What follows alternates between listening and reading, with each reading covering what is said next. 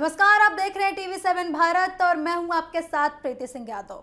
खबरों की शुरुआत करें कि छत्तीसगढ़ के जांजगीर चांपा जिले से एक चौंकाने वाला मामला सामने आया है। पुलिस ने एक ऐसे युवक को गिरफ्तार किया है जिस पर पाकिस्तान की खुफिया एजेंसी यानी कि आईएसआई के लिए काम करने का आरोप है।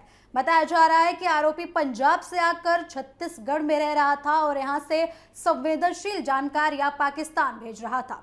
जांच में यह भी सामने आया है कि वह कथित तौर पर टारगेट किलिंग की योजना पर काम कर रहा था। आपको बता दें कि गिरफ्तार युवक की पहचान सेवक सिंह के रूप में हुई है। वे पंजाब के तरन तारण जिले के पट्टी इलाके का रहने वाला बताया जा रहा है। पुलिस के अनुसार सेवक सिंह पिछले कुछ समय से जांजगीर चांपा जिले में किराए के मकान में रह रहा था। पहली नज़र में वे सामान्य किराएदार की तरह दिखाई देता था, लेकिन इलाके में रहने वाले किराएदारों के सत्यापन के दौरान उस पर संदेह शुरू हुआ। आपको बता दें कि पुलिस इलाके में रहने वाले किराएदारों का सत्यापन कर रही थी और इसी के दौरान सेवक सिंह के बारे में कुछ ऐसी जानकारियां सामने आई जिससे पुलिस को शक हुआ। इसके बाद उसकी गतिविधियों पर नजर रखी गई और फिर उससे पूछताछ की गई। पूछताछ और मोबाइल फोन की जांच में कई महत्वपूर्ण सुराग मिलने के बाद पुलिस ने उसे गिरफ्तार कर लिया। पुलिस का यह दावा है कि सेवक सिंह पाकिस्तान की खुफिया एजेंसी आईएसआई से जुड़े लोगों से संपर्क में था। जांच में पता चला है कि वे कई विदेशी नंबरों के जरिए बातचीत करता था। इनमें कुछ नंबर मैक्सिको के बताए जा रहे हैं। जांच एजेंसियों को शक है कि इन नंबरों का इस्तेमाल आईएसआई नेटवर्क से जुड़े लोगों के साथ संपर्क बनाए रखने के लिए किया गया था। और सबसे बड़ी बात यह है कि आरोपी के मोबाइल फोन से कई अहम सबूत भी मिले हैं।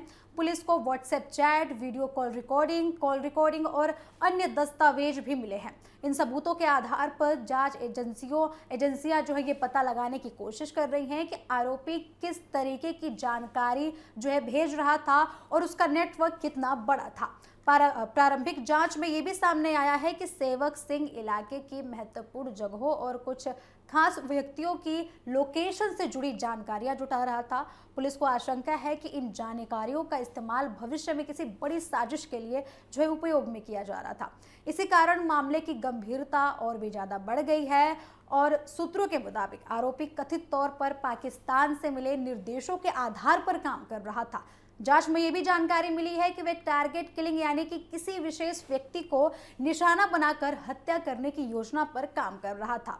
हालांकि पुलिस ने अभी तक इस संबंध में ज्यादा जानकारी सार्वजनिक नहीं की है। अधिकारियों का कहना है कि जांच जारी है और सभी पहलुओं की गहराई से पड़ताल की जा रही है। आपको बता दें कि जांजगीर चांपा के पुलिस अधिकारी ने बताया है कि सेवक सिंह मिनी माता चौक के पास एक किराए के मकान में रह रहा था। सत्यापन अभियान के दौरान उसकी गतिविधियां संदिग्ध लगी, जिसके बाद पुलिस ने उससे पूछताछ शुरू की। पुलिस के अनुसार आरोपी के मोबाइल फोन की जांच में ऐसे कई सबूत मिले हैं जो उसके संदिग्ध संपर्कों की तरफ इशारा कर रहे हैं। पुलिस अब ये जांचने की कोशिश कर रही है कि सेवक सिंह छत्तीसगढ़ क्यों आया था और उसका असली मकसद क्या था। फिलहाल ये साफ नहीं हो पाया है कि किसी नौकरी, व्यापार या अन्य कारणों से यहाँ युवक आया था और उसकी मौजूदगी के पीछे क्या उद्देश्य था। यही वजह है कि जांच एजेंसियां उसके पिछले रिकॉर्ड और संपर्कों की भी जांच कर रही हैं। आपको बता दें कि मामले की गंभीरता को देखते हुए केंद्रीय एजेंसियों को भी जानकारी दी गई है। सुरक्षा एजेंसी अब ये पता लगाने में जुटी हुई है कि क्या आरोपी अकेले काम कर रहा था, उसके साथ कोई और भी जुड़ा हुआ था। इसके अलावा ये भी जांच की जा रही है कि उसने अब तक कौन कौन सी जानकारियां साझा की हैं और वे किसके पास ये जानकारियां पहुंचाता था। आपको बता दें कि आज के दौर में जासूसी का तरीका पूरी तरीके से बदल चुका है। पहले जहां गोपनीय दस्तावेज या फिर प्रत्यक्ष संपर्क अहम भूमिका निभाते थे, अब वही सोशल मीडिया, मैसेजिंग ऐप और वीडियो कॉल जैसे डिजिटल माध्यमों का इस्तेमाल किया जाता है। ऐसे में किसी भी संदिग्ध डिजिटल गतिविधियों को गंभीरता से लिया जाता है। इसी वजह से पुलिस और सुरक्षा एजेंसियां डिजिटल साक्ष्यों को खंगालने में जुटी हुई हैं। Mobile phone, chat record, call detail और अन्य इलेक्ट्रॉनिक डेटा की फोरेंसिक जांच की जा रही है। माना जा रहा है कि इनसे कई और महत्वपूर्ण जानकारियां सामने आ सकती हैं। फिलहाल आरोपी सेवक सिंह के खिलाफ मामला दर्ज कर लिया गया है और उससे लगातार पूछताछ जो है की जा रही है।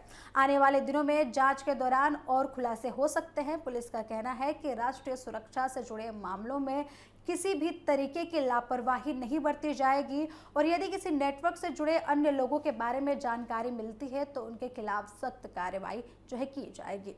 कुल मिलाकर छत्तीसगढ़ में सामने आया ये मामला सुरक्षा एजेंसियों के लिए बड़ी चुनौती बनकर उभरा है। एक तरफ आईएसआई से कथित संबंधों की जांच की जा रही है तो दूसरी तरफ टारगेट किलिंग जैसे गंभीर आशंकाओं ने मामले को और भी ज्यादा संवेदनशील बना दिया है।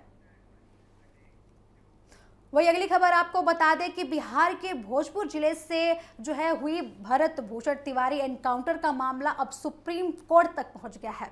इस मुठभेड़ को लेकर लगातार सवाल उठाए जा रहे हैं और अब एक पत्र याचिका के जरिए सुप्रीम कोर्ट से खुद संज्ञान लेने की मांग की जा रही है।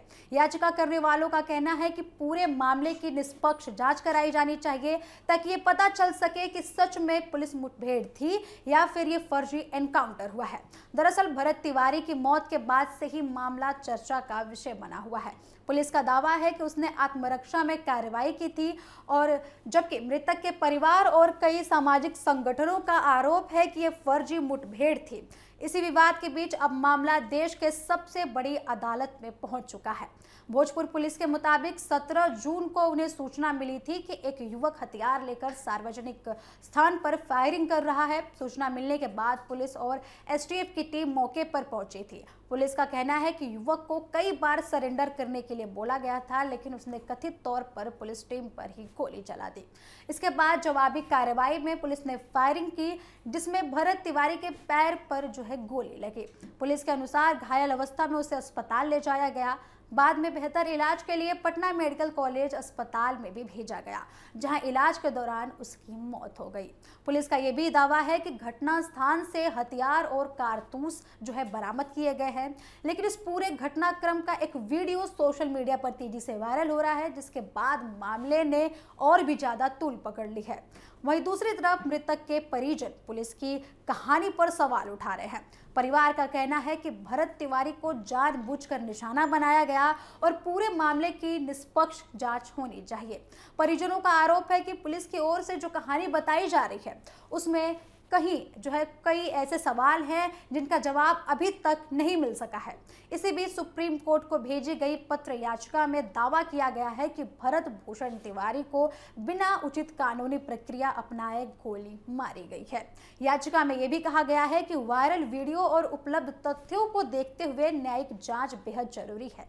याचिका करने वालों ने राष्ट्रीय मानवाधिकार आयोग यानी कि एनएचआरसी के दिशा निर्देशों और संविधान के अनुच्छेद 21 का भी हवाला दिया है।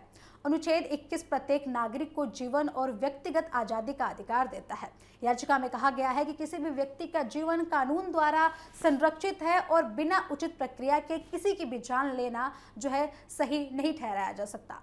इसलिए इस मामले में सच्चाई सामने लाने के लिए जांच एजेंसियों से जांच कराई जानी चाहिए। याचिका में सीबीआई जांच या एसआईटी के गठन की भी मांग की जा रही है। साथ ही सुप्रीम कोर्ट से अनुरोध किया जा रहा है कि वे एनकाउंटर मामले में पहले से तय दिशा निर्देश का पालन सुनिश्चित कराएं। याचिका कराने वालों का यह भी कहना है कि यदि जांच निष्पक्ष तरीके से नहीं हुई तो लोगों का कानून और न्याय व्यवस्था से भरोसा कमजोर हो जाएगा। यदि जांच में यह साबित हो जाता है कि मुठभेड़ फर्जी था तो संबंधित पुलिस अधिकारियों के खिलाफ हत्या सहित कई गंभीर धाराओं में कार्रवाई की जा सकती है। वहीं अगर साबित ये होता है कि पुलिस ने आत्मरक्षा में कार्रवाई की है तो कानून उन्हें संरक्षण प्रदान भी कर सकता है। इसलिए ऐसे मामलों में निष्पक्ष जांच सबसे ज्यादा महत्वपूर्ण माना जाता है। मामला केवल सुप्रीम कोर्ट तक सीमित नहीं है। पटना हाई कोर्ट में भी इस घटना को लेकर जनहित याचिका दायर की गई है। इसमें भी सीबीआई जांच की मांग की गई है। याचिका करने वालों का कहना है कि राज्य पुलिस की जांच पर सवाल उठ रहे हैं, इसलिए किसी स्वतंत्र एजेंसी की जांच जो है एजेंसी से जांच करानी चाहिए। विवाद बढ़ने और राजनीतिक दबाव बढ़ने के बाद बिहार सरकार ने भी मामले की न्यायिक जांच के आदेश दे दिए हैं। सरकार का कहना है कि जांच रिपोर्ट आने के बाद ही किसी निष्कर्ष पर पहुंचा जाएगा। हालांकि विपक्षी दल लगातार सरकार और पुलिस की कार्यप्रणाली पर सवाल उठा रहे हैं। इस पूरे मामले में एक और महत्वपूर्ण बात यह है कि बिहार के कुछ पूर्व पुलिस अधिकारियों ने भी एनकाउंटर की परिस्थितियों पर सवाल खड़े किए हैं। उनका कहना है कि वायरल वीडियो और उपलब्ध जानकारी की गहराई से जांच होनी चाहिए। ऐसे बयानों के बाद मामला और भी ज्यादा गर्म होता जा रहा है। आपको बता दें कि भरत तिवारी एनकाउंटर अब केवल एक पुलिस कार्रवाई का मामला नहीं रह गया है, बल्कि अब कानून, मानवाधिकार और न्यायिक प्रक्रिया से जुड़ा बड़ा मुद्दा बन चुका है। देश भर में लोग ये जानना चाहते हैं कि आखिर उस दिन क्या हुआ था और क्या पुलिस की कार्रवाई पूरी तरीके से नियम के अनुसार हुई थी। अब देखना यह होगा कि ये मामला आगे क्या मोड़ लेता है। वही देश की सबसे बड़ी मेडिकल परीक्षा यानी कि नीट यूजी के दौरान वाराणसी से एक चौंकाने वाला मामला सामने आया है। परीक्षा में नकल की कोशिश के आरोप में एक अभ्यर्थी को गिरफ्तार कर लिया गया। आरोप है कि वह अंडरगारमेंट में मोबाइल फोन छिपाकर परीक्षा केंद्र के अंदर जाने की कोशिश कर रहा था। तलाशी के दौरान उसके पास से मोबाइल फोन के अलावा पुराना प्रश्न पत्र और ग्लू भी बरामद हुई। घटना के बाद परीक्षा केंद्र पर हड़कंप मच गया और पुलिस ने तत्काल कार्रवाई करते हुए आरोपी को हिरासत में लिया। गिरफ्तार युवक की पहचान प्रिंस दुबे के रूप में हुई है। वह उत्तर प्रदेश के बलिया जिले का रहने वाला है। पुलिस के अनुसार फिलहाल वे मध्य प्रदेश के जबलपुर में रहकर मेडिकल प्रवेश परीक्षा की तैयारी कर रहा था। रविवार को वाराणसी के हरीशचंद्र पीजी कॉलेज में आयोजित नीट यूजी परीक्षा देने के लिए वे पहुंचा था और जानकारी के मुताबिक परीक्षा शुरू होने से पहले केंद्र पर सभी अभ्यर्थियों की तलाशी और बायोमेट्रिक सत्यापन की प्रक्रिया चल रही थी। परीक्षा में किसी भी प्रकार की गड़बड़ी रोकने के लिए सुरक्षा के कड़े इंतजाम भी किए गए थे और इसी दौरान ड्यूटी पर मौजूद शिक्षकों और कर्मचारियों को एक अभ्यर्थी की गतिविधियों पर शक हुआ। आपको बता दें कि शिक्षकों ने जब उसे रोककर जांच की तो उनके भी होश उड़ गए।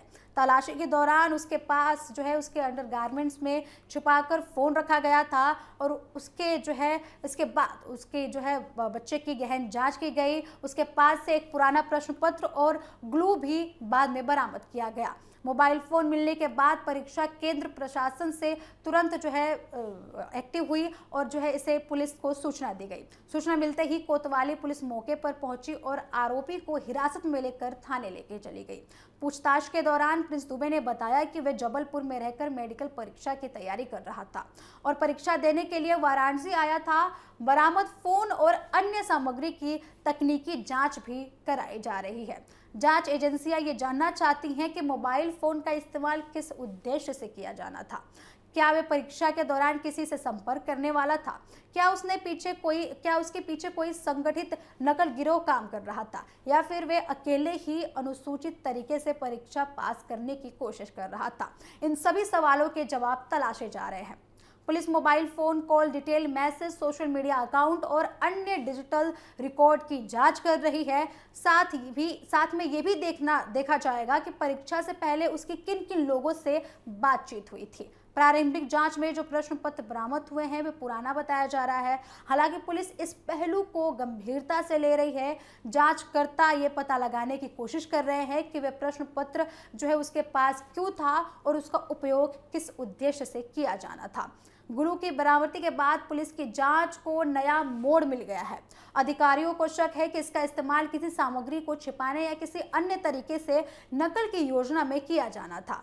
आपको बता दें कि हाल ही में कई राज्यों में नकल माफिया और परीक्षा घोटालों के मामले सामने आए हैं।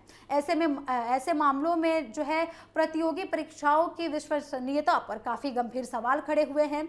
यही कारण है कि अब परीक्षा एजेंसियां और प्रशासन पहले से कई अधिक सतर्क नजर आ रही हैं। वाराणसी की यह घटना इसी सतर्कता का रिजल्ट माना जा रहा है। यदि प्रवेश द्वार पर जांच नहीं की जाती तो संभव होता कि आरोपी परीक्षा केंद्र के अंदर पहुंच जाता। अधिकारियों का कहना है कि सुरक्षा व्यवस्था के कारण ही समय रहते संदिग्ध सामग्री पकड़ी गई।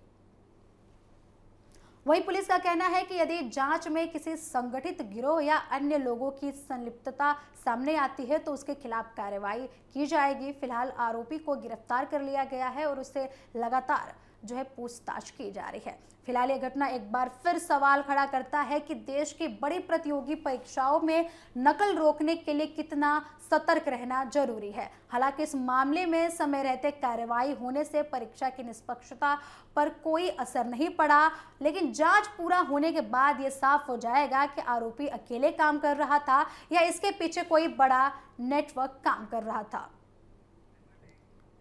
अब सीधे लेके चलते हैं आपको पश्चिम बंगाल की और पश्चिम बंगाल की राजनीति और अर्थव्यवस्था के लिए आज का दिन बेहद महत्वपूर्ण माना जा रहा है।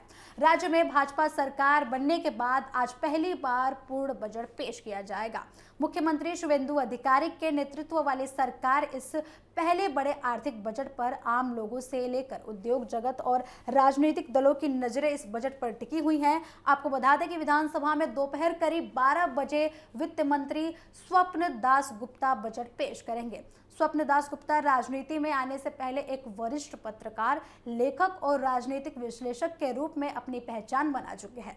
ऐसे में उनके पहले बजट से काफी उम्मीदें जुड़ी हुई हैं। माना जा रहा है कि यह बजट सिर्फ आय व्यय का लेखा जोखा नहीं होगा, बल्कि नई सरकार की प्राथमिकताओं और भविष्य की योजनाओं की दिशा भी तय करेगा।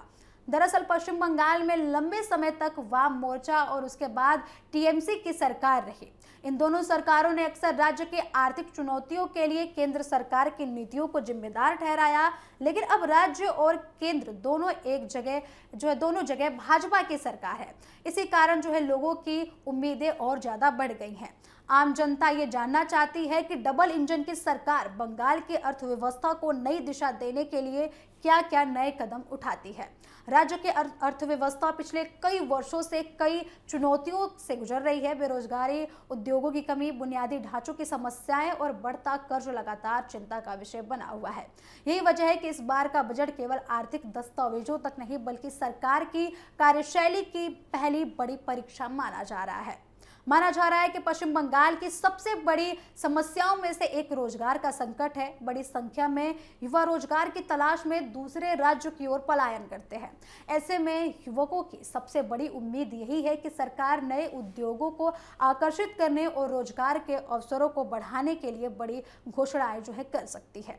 उद्योग जगत भी इस बजट पर खास नजर बनाए हुए है। लंबे समय से ये शिकायत रही है कि पश्चिम बंगाल में बड़े निवेश की गति अपेक्षा के अनुरूप काफी कम हो गई है। कई उद्योग राज्य से बाहर चले गए और नए निवेश भी सीमित रह चुके हैं। ऐसे में कारोबारी वर्ग को उम्मीद है कि सरकार उद्योग को प्रोत्साहित करने के लिए नई नीतियां और टैक्स संबंधित राहत की घोषणा भी कर सकती है।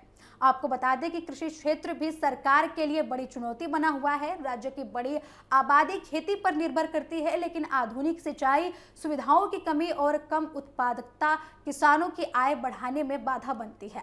किसानों को उम्मीद है कि बजट में सिंचाई परियोजनाओं, कृषि उपकरणों और कृषि आधारित उद्योगों को बढ़ावा देने के लिए विशेष प्रावधान किए जाएंगे। वहीं आम लोगों की भी सबसे बड़ी चिंता महंगाई है। खाद्य पदार्थों और ईंधन की बढ़ती कीमतों ने घरेलू बजट पर दबाव बढ़ा दिया है। मिडिल क्लास और गरीब परिवार को उम्मीद है कि सरकार राहत देने के लिए कुछ नई योजनाओं या फिर सब्सिडी की घोषणा कर सकती है। विशेष रूप से महिलाओं, छात्रों और वरिष्ठ नागरिकों के लिए नई कल्याणकारी योजनाओं की भी संभावनाएं जताई जा रही हैं। राजनीतिक दृष्टि से देखा जाए तो ये बजट और भी अहम माना जा रहा है। मुख्यमंत्री शुवेंदु अधिकारी के लिए ये मौका है कि वे संदेश दें कि उनकी सरकार केवल राजनीतिक बदलाव नहीं, बल्कि प्रशासनिक और आर्थिक बदलाव भी ला सकती है। बजट के जरिए सरकार ये दिखाने की कोशिश करेगी कि उसकी प्राथमिकता केवल कल्याणकारी योजनाएं ही नहीं, बल्कि रोजगार, निवेश और बुनियादी ढांचों का विकास भी है। आपको बता दें कि फिलहाल पूरे राज्य की नज़र विधानसभा में पेश होने वाले इसी बजट पर टिकी हुई है। ये बजट सिर्फ आंकड़ों का दस्तावेज नहीं, बल्कि इससे ये भी तय होगा कि भाजपा सरकार बंगाल के विकास को किस दिशा में ले जाना चाहती है। आम लोगों को उम्मीद है कि बजट में महंगाई से राहत, रोजगार के नए अवसर और विकास की नई योजनाओं का रोड मैप देखने को मिलेगा। तो अब देखना ये होगा कि शुवेंदु सरकार का पहला पूर्ण बजट जनता की उम्मीदों पर कितना खरा उतरता है और क्या ये वास्तव में पश्चिम बंगाल की आर्थिक तस्वीर बदलने की जो है शुरुआती उम्मीद साबित होता है। फिलहाल इस बुलेटिन में इतना ही। खबरों का सिलसिला लगातार जारी है। देश दुनिया की तमाम खबरों के लिए देखते रहे TV7 भारत। नमस्कार।